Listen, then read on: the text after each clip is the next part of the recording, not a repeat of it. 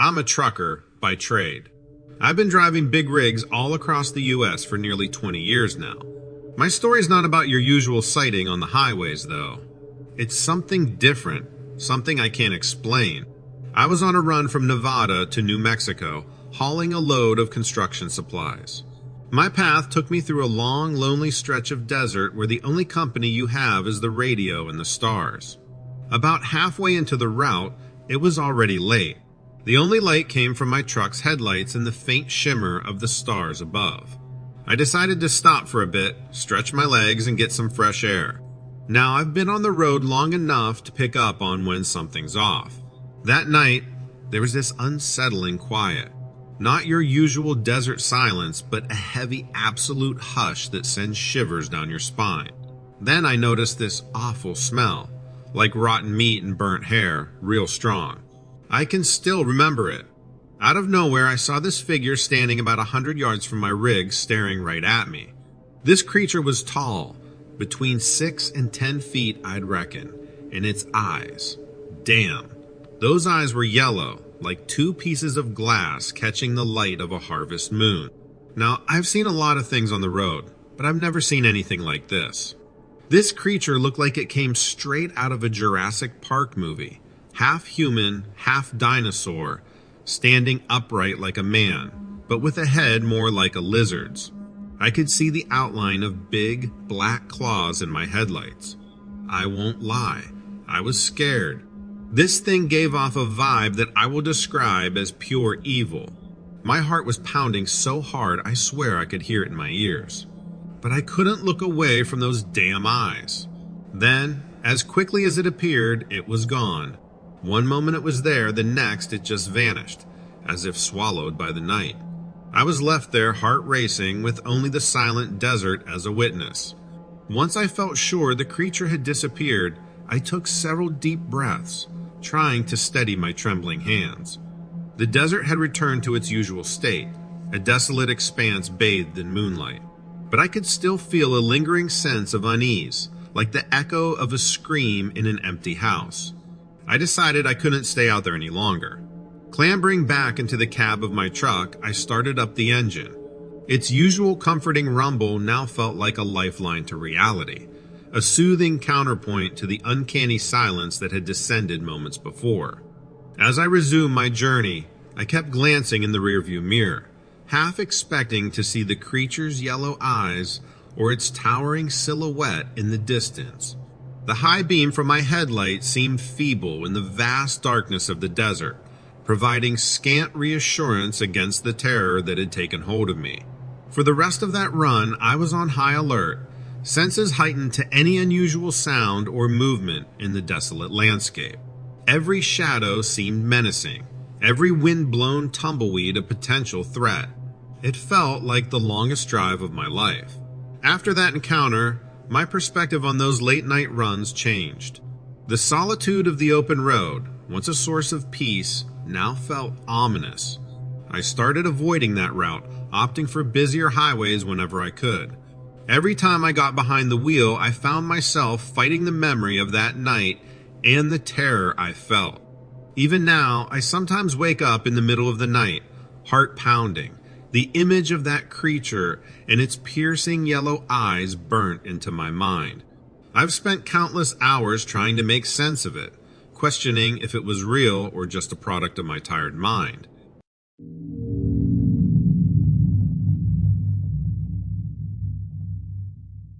I'm a park ranger stationed at Yellowstone National Park. I moved out here about 6 years ago from Seattle looking for a change of pace. The nature, the peace, it's all fantastic. But something happened a few days ago that's got me questioning the tranquility of my job. I was out late one night checking for any signs of wildfires, a typical part of my duties. That night, the dry wind was stronger than usual, an unfortunate sign of potential wildfire activity. I'd taken the ATV out for a more extensive coverage of the area.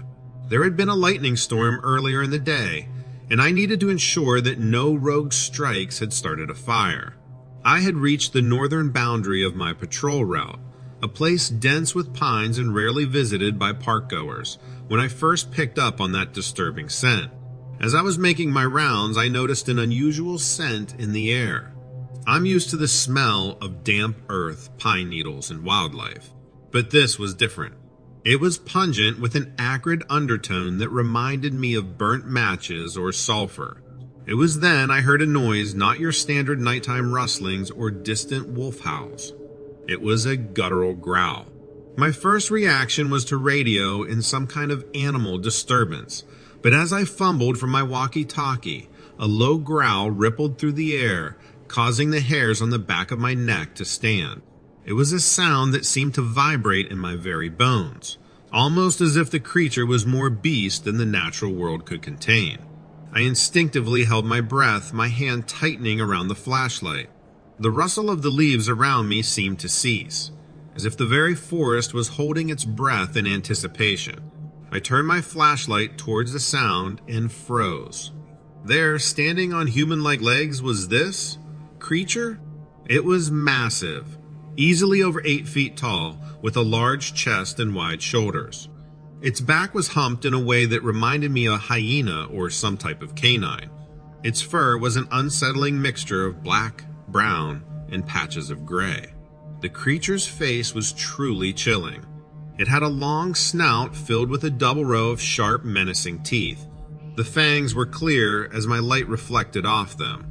Its ears were pointed, and the eyes, they were filled with an intelligent but terrifyingly demonic expression.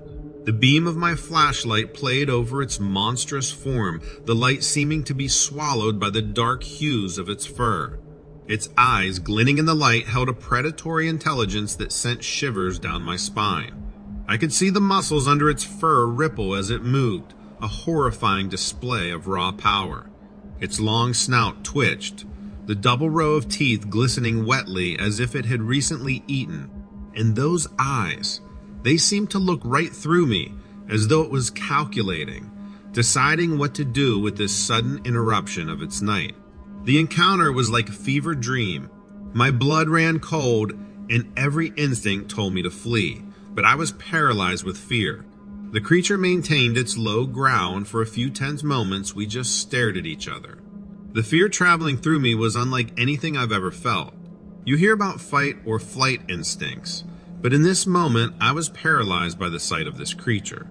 My mind was racing to comprehend what I was witnessing, trying to reconcile the reality before me with my understanding of the natural world. The creature didn't move, maintaining its growl. We were locked in a terrifying stalemate, the hunter and the hunted assessing each other in a silent confrontation. Suddenly, it reared up on its hind legs, let out a howl that echoed through the trees, and then bolted into the darkness. I stood there still in shock until the creature's howls faded and the oppressive smell lessened. Once I snapped back to my senses, I quickly made my way back to my vehicle, feeling a mixture of fear and relief. Back at the station, I locked all the doors and spent the night jumping at every sound. As I sat in my locked vehicle, I couldn't help replaying the encounter over and over in my mind. Each growl, the terrifying visage of the creature, its intense eyes, all felt etched into my memory. I spent the night in restless anticipation, jumping at every small sound outside, my eyes straining to penetrate the darkness outside the windows. The adrenaline wouldn't leave my system, leaving me in a state of heightened anxiety that made every shadow a potential threat. I felt a raw vulnerability, a realization that there were things out there in the night, things we aren't prepared to face. The next day, I went back to the location trying to convince myself that it was just a bear, a trick of the light. But the sulfuric smell still lingered, and there were tracks unlike any I've seen before. That's when I realized I couldn't explain this away. It wasn't a bear or any other animal I'm familiar with. This was something different, something not of our usual understanding of wildlife. I haven't told my colleagues about this yet. I'm still trying to make sense of it all. Thought you might be interested in my encounter given the nature of your show. Let me know if you'd like more details. I've got the whole encounter burned into my memory.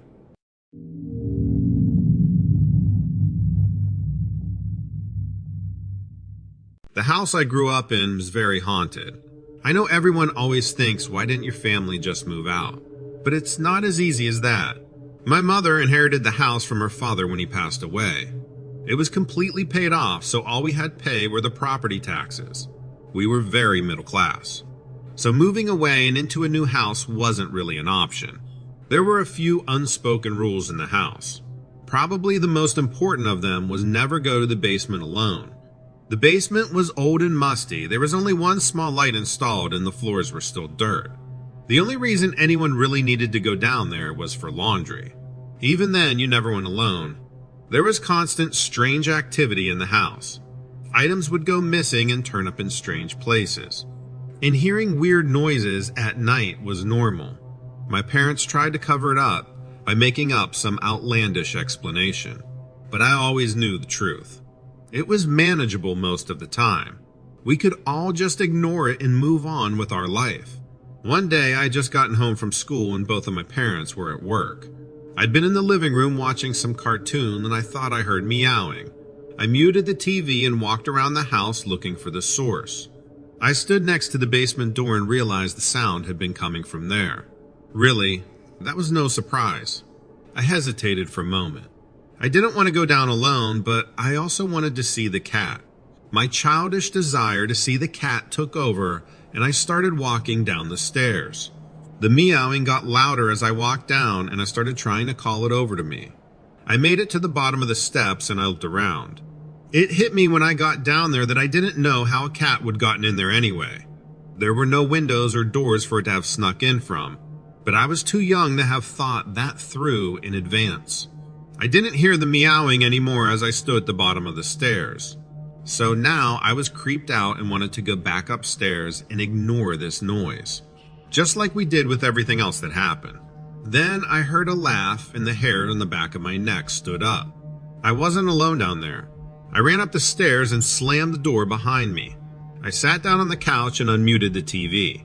I remember panting and hyperventilating because I was so scared, but this was how we dealt with them. We just pretended they weren't there. When my parents came home, I told them what happened. My mother was upset with me for going down there alone, especially when no one else was home. She made me promise never to do it again. About a week or two later, I was home alone again and doing homework on the dining room table. I heard a gently tapping sound on the basement door and my head perked up. It sounded like something was calling to me, like it wanted me to let it out of the basement. I ignored it and went up to my room so I couldn't hear it. Later that night, I'd had a bad dream. I woke up and walked to the kitchen to get a drink of water. While I was in the kitchen, I heard a soft creaking noise and turned around to see the basement door ajar. My heart sunk when I saw it. I didn't want to walk past it to go back to my room either, but I had to. I walked past it and pushed it shut as I walked by. But before I could walk away fully, I heard the doorknob jingling. I could see it being turned back and forth forcefully. I jumped when a banging noise came from behind it. I could see the door frame shaking from the force of it. I ran back to my room and hid under the covers of my bed. Nothing happened that I was aware of for the rest of the night, and somehow I fell asleep shortly after getting in bed. The next morning, my mother yelled at me about leaving the basement door open and how I promised I wouldn't go down there.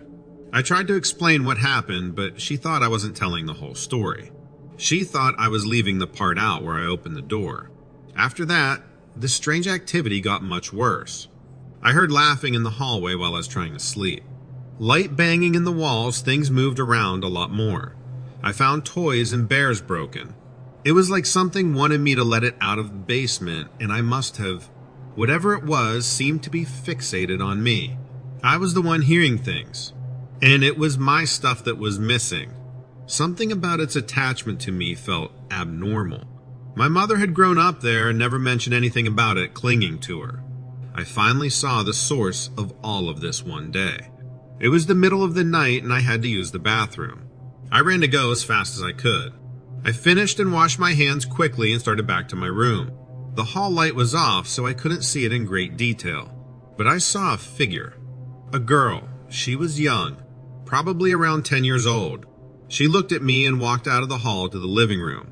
It looked like she wanted me to follow her, but that was the last thing I wanted to do. I ran into my parents' room and woke them up. My dad walked out and checked on it. The basement door was open, but there wasn't any other sign of her. I keep wondering if she was lonely and just wanted to be my friend.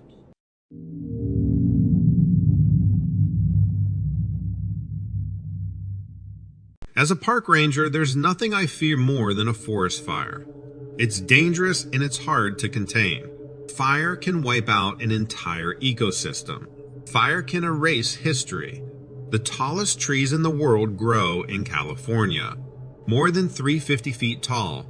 Those trees can be burned just as easily as any other. 2,000 years of history can turn to ash in the blink of an eye.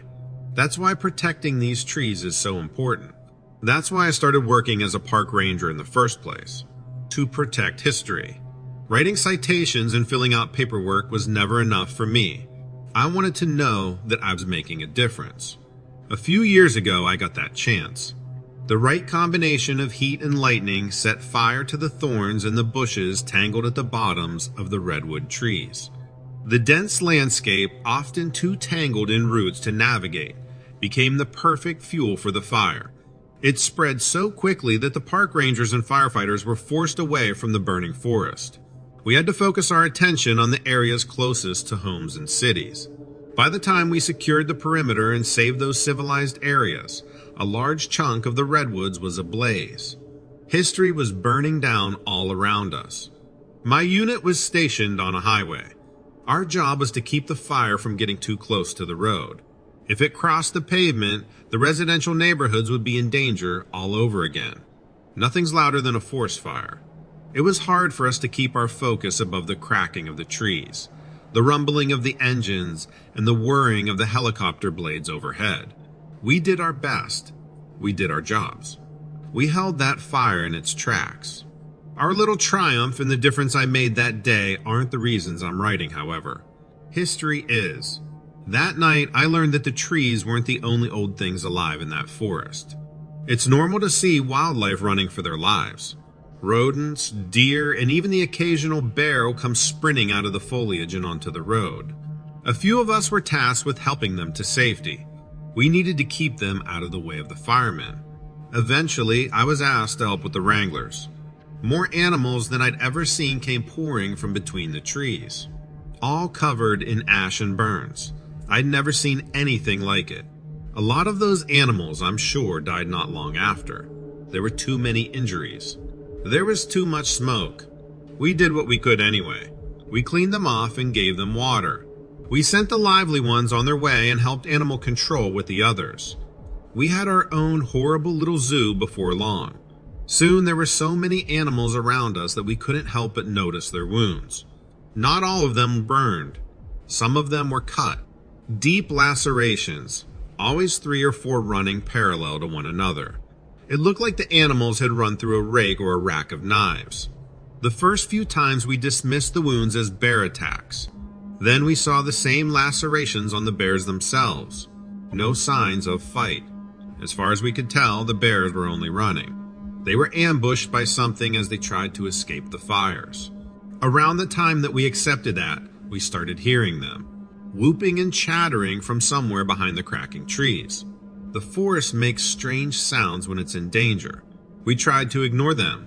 Then they got louder. The other animals thinned out. The creatures were screaming like frenzied chimps, howling and barking as they drew nearer to the road. We could hear them banging branches on the husks of the trees. We wondered if they were trying to scare us off, push us back, clear a path across the highway that wasn't obscured by emergency personnel. We didn't know for sure. We didn't budge.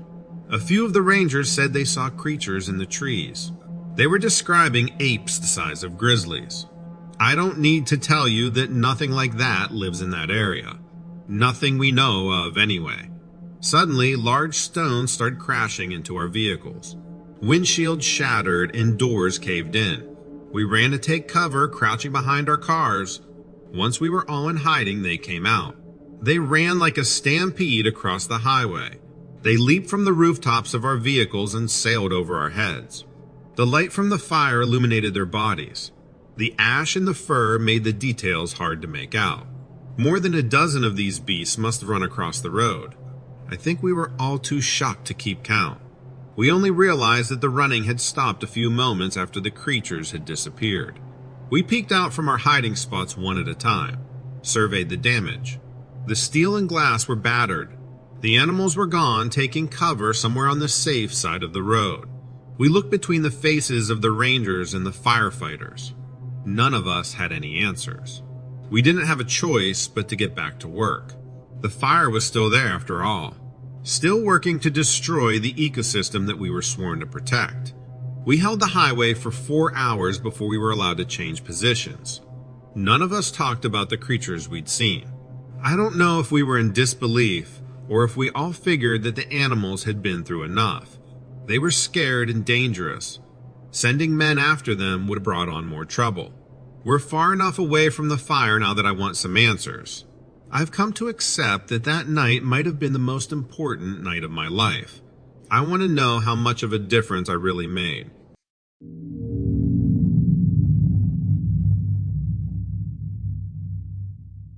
The story I'm writing in to tell you about is completely based on dumb luck. Specifically, my dumb luck because I never should have been where I was in the first place. Since then, I've been laying low, and you'll see why. I'm taking a chance by telling you this, and I wouldn't be surprised if I received a message shortly after you put it out there. Or worse yet, a threat. About 5 years ago, I found myself working in a corporate office in the middle of nowhere. I'm not going to mention specifically what state it was in, because details will make it obvious to those who knew me that I'm the one they need to be looking out for. When I was in my early 20s, I took a job as a prison officer. It was a position lower on the totem pole, but pretty intense. Every day there was a possibility of being seriously harmed by the inmates. It was hard to know which of them you could trust when, in reality, you really shouldn't trust any of them. After 2 years working this job, my girlfriend at the time started being vocal about how concerned she was for my health. I was sleeping poorly, stressed out all the time, and getting sick often because I was so run down. I'm sure being with someone who was around dangerous people all day also created stress too, so eventually I agreed to start looking for other work. After about 6 months of job searching, I got lucky and landed an interview with a security company. It was sort of local, about a 45-minute drive from where we lived in a major city. To paint a picture, this city was in the US and known for being hot and dry. There's not a ton of vegetation, but there's a lot of red rock. It's truly beautiful if you can appreciate that kind of landscape. I went through the interview process, which was intense but made sense for a security job. I was able to skip a few things because I was coming from the Department of Corrections. Basically, they had my prints on file but had to do an extensive background check. I had to be up to date on all immunizations and trained to handle extreme situations. But I got the impression from the interview that this job would be pretty chill. It was mostly sitting at a desk all day and checking people in. The first red flag should have been that the pay was so high. Obviously, I was happy to take it. For a few weeks, I relaxed before my start date, and then I made the drive to what would become a very memorable building. The building was a high rise of 15 floors. It was in a small compound and nothing else was nearby. The building wasn't technically in a town at all. The compound had concrete walls around it, and you had to swipe your badge at a gate. This was weird but not totally uncommon. A lot of tech companies use this kind of security too. Around the compound, outside of the main building, were a few cafeterias, a gym for employees, the admin building, and a tiny medical building. It was a pretty nice setup. The first couple of months were quiet, and I was right. It was pretty much a desk job. I had no idea what the employees did, but most were dressed in suits or business casual. Their regular day ranged from 7 a.m. to 6:30 p.m. There was an overnight shift for security of 2 people on at a time, but I'd been hired for day shifts. That changed when one of my coworkers, who I'd come to like, had a family emergency and asked me to fill in for him. I figured that the 11 a.m. to 7 p.m. shift wouldn't kill me, and so I accepted. The night shifts actually made more money, so this was a good opportunity to try it out and see if I could make it work for a little extra money. I worked a shift on a Thursday night with Benji, another guard who was on the younger side. He was very vocal about the fact that his uncle worked here too, and that's how he'd gotten hired. Nice kid, but a little too prideful. I tried to chat with him as we hung out at the desk and found out that he didn't actually know what his uncle did there. Weird, but whatever. At around 1, I'm a woman rushed into the building. After hours, employees have to badge in. I hadn't heard her badge in, and she was wearing denim overalls and a t-shirt. That put me on alert, but she had an employee badge that she showed me quickly and explained that she needed to pick something up on the 11th floor. I had her sign in, which she didn't seem eager to do, and decided that I would accompany her to the 11th floor because something seemed fishy about how she was acting. After telling Benji that I'd be right back, I got into the elevator with the woman and we rode up. She told me I could wait in the hallway, but she seemed nervous. So once she strode through a set of doors she had to badge into, I followed. These doors were opaque and I'd never been to this floor before, because I was getting the sense that something wasn't right. I caught the door with my foot and looked in after her. The entire room was filled with tanks. I mean filled, human-sized tanks too, and in them wasn't water. It was some kind of purple translucent stuff. I could hear the woman rummaging around and knocking over things that sounded metal. After a few moments before I could get a good look at what was in the tanks, she rushed out with something carried tight to her chest. As soon as she saw me, she told me to get back to the elevator. I could hear sounds coming from the room but didn't know what was happening. There was a kind of groaning sound. We got into the elevator and I asked her what she'd taken, trying to get it from her, but she managed to wrestle it away from me and elbow me in the nose. My nose was bleeding badly and I couldn't see, so as soon as the elevator doors opened, she ran. I shouted for Benji to catch her, but he had his feet kicked up on the desk. He scrambled up, but she was already gone. As I cleaned myself up at the desk, I called our supervisor, who was always on call, and explained what had happened. B was quiet for a moment and then told me to stay there. Within 15 minutes, what looked like a SWAT team showed up with a few other people I recognized as employees. The employees hurried to the 11th floor as the SWAT team searched the grounds. I had to give a statement but never found out what the woman had taken or what had been in the room. I just happened to leave out that I'd gotten a glimpse in there, and honestly, that probably saved my life. The week after I was fired, they phrased it as a layoff due to overstaffing, but I knew it had something to do with that night. I dug around for a while trying to learn more about the building and was able to trace the company back to the US government, but got no further because someone called me and told me to stop looking. That's it, no more explanation. And I listened, because whatever they had going on there was dangerous, more dangerous than the prison. I've moved around a few times since then and keep a low profile. I'm now working as an insurance agent. Hopefully I've given little enough info that the people who know about me won't come looking, but I just wanted to get this story out there. It's both a warning and a message to let others know that if they witness something they shouldn't, they need to keep quiet.